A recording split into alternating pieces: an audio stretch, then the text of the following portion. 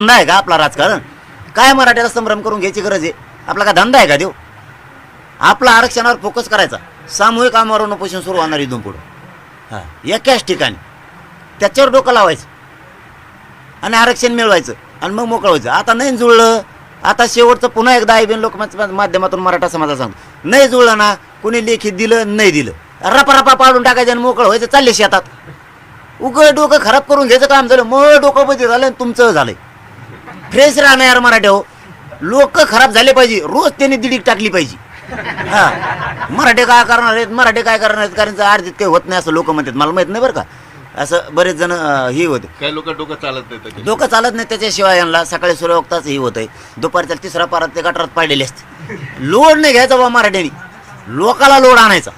आपल्याला जरी नाही काही कळालं ना तरी आपण लोड नाही आणायचं. फ्रेश राहायचं, पाडून टाकीन म्हणायचं. आपल्या शेतात जायचं, निवांत झोपायचं.